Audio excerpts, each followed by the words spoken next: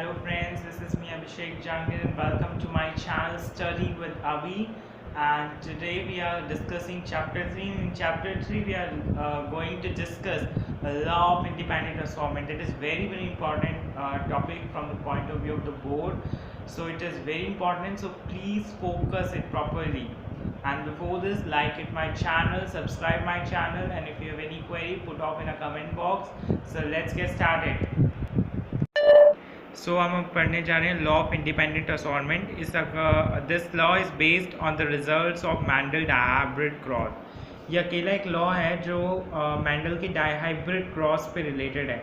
जैसे हमने पहले law of dominance, law of segregation पढ़े थे, वो मोनोहाइब्रिड क्रॉस पे डिपेंड थे. ये डायहाइब्रिड क्रॉस पे डिपेंड है. According to this law, if two और more than two constructing character are consider, हमने दो और more than two constructing character मान लीजिए लिए, तो there is no any effect of inheritance of one character on the inheritance of another character.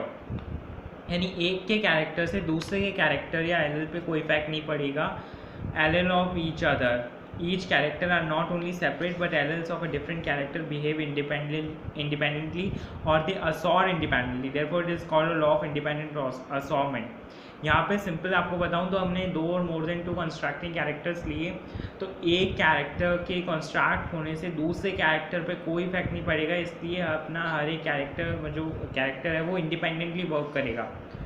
Example में बहुत ईजीली दे रखा है. वो homozygous yellow round seed YY capital YY capital RR plant is crossed with a green and wrinkled small y double R, that is small seeded plant. Then in F1 generation all plant were yellow round seeded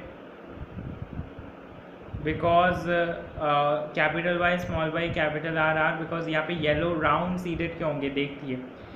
आपको यहाँ पे capital दो Y ले रखे हैं, दो capital R, जो कि एक होमोजाइगस है. कैपिटल वाई येलो को रिप्रेजेंट कर रहा है और कैपिटल आर राउंड को. स्मॉल वाई यहाँ पे जो स्मॉल वाई आपको दिख रहे हैं वो यहाँ पे ग्रीन को रिप्रेजेंट कर रहा है, और जो आपको दो स्मॉल आर दिख रहे हैं वो यहाँ पे रिंकल्ड को रिप्रेजेंट कर रहा है. इन्होंने हमने एक एक गैमेट डाले, तो कैपिटल वाई कैपिटल आर दो में से एक कैपिटल वाई एक कैपिटल आर आ गया, इधर स्मॉल वाई और एक स्मॉल आर आ गया. जब दोनों का क्रॉस हुआ तो कुछ इस प्रकार बना capital Y small Y capital R R, जो कि एक हेट्रोजाइगस है. पर जब इनका पॉलिनेशन कराया गया तो पॉलिनेशन की चेन को आप समझिए, बहुत इजी चेन है वैसे तो. अगर आपने एक बार समझ ली तो there is no need to learn it again. आप देखिए, मैं आपको बता दूं, यहाँ पे capital Y small Y capital R और आर, ये सिर्फ एक गैमेट की क्या बोल सकते हैं वेरिएशन को रिप्रेजेंट करें. यहाँ पे कुछ इस अलग तरीके से वेरिएशंस भी हो सकते हैं कि मान लीजिए यहाँ पे एक कैपिटल वाई और कैपिटल आर ही बने, या एक कैपिटल वाई स्मॉल आर बन जाए, या स्मॉल वाई यानी ग्रीन और राउंड बन जाए, और एक यहाँ पे आपको दे रखा है ग्रीन और रिंकल्ड बन जाए. यहाँ पे येलो राउंड भी हो सकता है, यहाँ पे येलो रिंकल्ड भी हो सकता है. सेम एज इट इज़ मैंने अपनी जैसे हम ट्रिग्नोमेट्री में टेबल बनाते हैं उसी तरह यहाँ पे मैंने लिखा है. नॉट ए ट्रिग्नोमेट्री के जैसे नहीं है, थोड़ा सा रिलेटेड है. सेम जितने गैमेट्स हैं सेम हमने उधर साइड रखे, क्योंकि एक मेल गैमेट्स होंगे, एक फीमेल गैमेट्स को रिप्रेजेंट करेगा. इनकी क्रॉस कराए तो देखिए कैपिटल वाई कैपिटल आर इसका इससे क्रॉस कराएंगे तो कैपिटल वाई एक आपका आएगा कैपिटल आर और एक स्मॉल आर. जैसे थर्ड का क्रॉस कराएंगे capital Y small Y double R, ऐसे आप करा के पूरा इसको कर सकते हैं. अब इसके आपको फिनोटाइपिक और जीनोटाइपिक रेशियो में बताना है. यहाँ पे दे रखा है नीचे phenotypic and genotypic ratio in F2 generation. तो F2 जनरेशन यानी ये जो आपका यहाँ पे कैरेक्टर निकला था वो फर्स्ट कैरेक्टर F1 जनरेशन का था. अब इसकी जब इसने अपने गैमेट्स प्रोड्यूस किया, मेल और फीमेल गैमेट्स से दोनों, तो यहाँ पे जो रेशियो आएंगे वो F2 जनरेशन के आएंगे. तो यहाँ पे देखते हैं इसका जो रेशियो है, पहले इसका फिनोटाइपिक रेशियो देखिए 9:3:1. अब आपको कैसे पता चलेगा कि 9:3:1 है. यहाँ पे आप देखिए नीचे आपको दे रखा है फिनोटाइपिक रेशियो, दैट इज़ 9%. आपको दे रखा है येलो राउंडेड, यानी जितने भी 9% इसमें कितने हैं, इसमें येलो है 9, इनमें से 9 क्या है येलो राउंडेड है. तो देख लीजिए 9 कहाँ पे है आपके येलो राउंडेड, यहाँ पे आपकी येलो राउंडेड है, ये yellow round, most of the yellow rounded ही आपके. फिर आपके 3 जो है वो ग्रीन राउंडेड है. तो 3 यहाँ पे ग्रीन राउंडेड, एक आपका ये रहा और एक ग्रीन राउंडेड ये रहा, 3 ग्रीन राउंड हो गए और कहीं नहीं है. फिर आपका येलो रिंकल्ड 3, येलो रिंकल्ड आपका एक तो ये रहा, और एक ये रहा आपका येलो रिंकल्ड और एक ये रहा येलो रिंकल्ड। अब कैसे पता चलेंगे ये येलो रिंकल्ड है? क्योंकि जो मैंने आपको बताया कि जो मेन होता है वो अपना अगर कैपिटल उसमें है तो वो कैपिटल को ही करेगा, यानी इसमें कैपिटल वाई है तो ये येलो को रिप्रेजेंट कर रहा है, पर इसमें स्मॉल वाई है तो अपना जो वो डोमिनेंट कैरेक्टर रह जाता है, सॉरी रिसेसिव कैरेक्टर बन के रह जाता है, और जो कैपिटल वाले होते हैं वो अपने आप को रिप्रेजेंट कर देते हैं। देखिए यहाँ पे कैपिटल वाई है ही नहीं, ना ही कैपिटल आ रहा है, इसलिए स्मॉल वाई का ही आएगा ग्रीन और रिंकल। जहाँ पे कैपिटल वाई होगा वहाँ पे सिर्फ कैपिटल वाई का ही देखा जाएगा, अगर वहाँ पे स्मॉल वाई है भी तो वो एक रिसेसिव कैरेक्टर बन के रह जाएगा। और कैपिटल आर है कहीं पे और स्मॉल आर है तो कैपिटल आर का देखा जाएगा नहीं, राउंड होगा वो, और स्मॉल आर है सिर्फ तो वो रिंकल्ड होगा। तो ऐसे ही आपका 1% है ग्रीन और रिंकल्ड, जो कि लास्ट वाला है ग्रीन और रिंकल्ड 1% में, 1% में भी अब हो सके 1। फिर आपका है जीनोटाइपिक रेशो। जीनोटाइपिक रेशो याद करने का सिंपल ईजी तरीका मैं आपको बताऊं तो 12, 24, 12, 12, 1 होता है। अब आप कैसे पता लगा सर, आप सोच रहे हैं मेरे को ऐसे याद नहीं रहेगा 12, 24, तो आप देखिए आपको यहाँ पे देखा 1 कैपिटल वाई आर है, तो ऑब्वियसली यहाँ पे 1 कैपिटल वाई ये रहा आपका आर है। ऐसे ही आप बाकियों को देख के कि कौन सी कितनी क्वांटिटी में उसको लिख सकते हैं, कोई ज़रूरी नहीं है कि आपका इसी प्रकार हो। आप रेशो को याद कर लीजिए एक बार, जिससे आपको रहे कि, और आप अगर भूल भी सकते हैं ऑब्वियसली, तो जीनोटाइपिक रेशो आप अलग तरीके से बना सकते हैं, कोई नहीं, आपके मन पे डिपेंड करता है, आप जैसे बनाएं वैसे ही ईजी। ये कोई रेशो लर्न करने वाला नहीं है, आपका रेशो बस सेम आना चाहिए।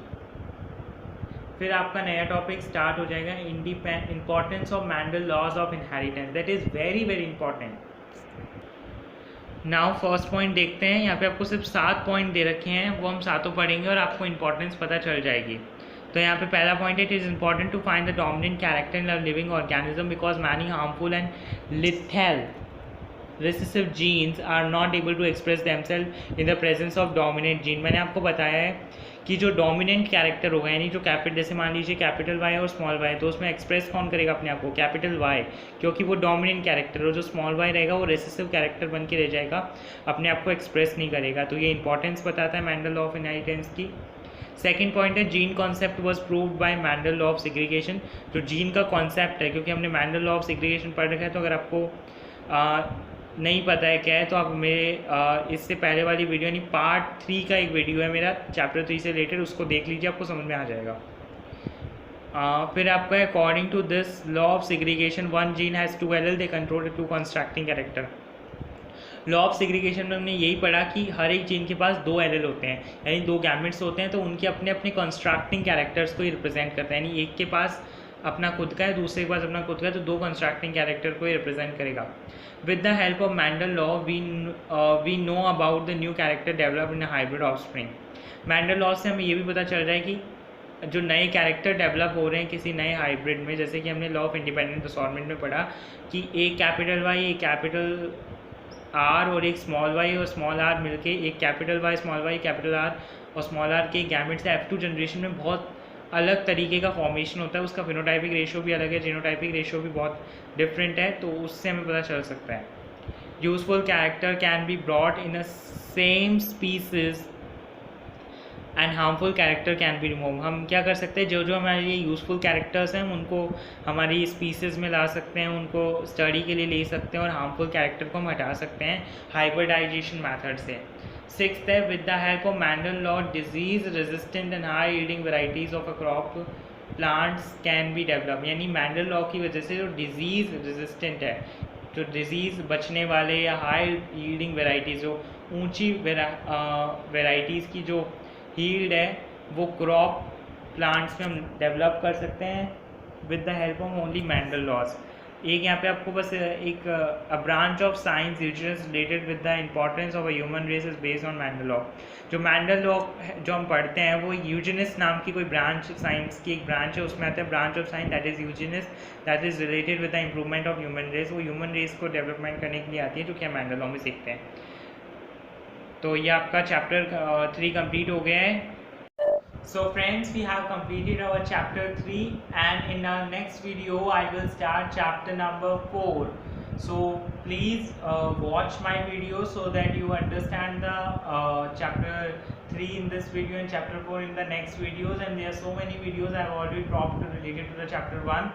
So देखते रहिए उन videos को. Till then, stay safe, stay at your homes and like it my channel. Please subscribe my channel. Thank you.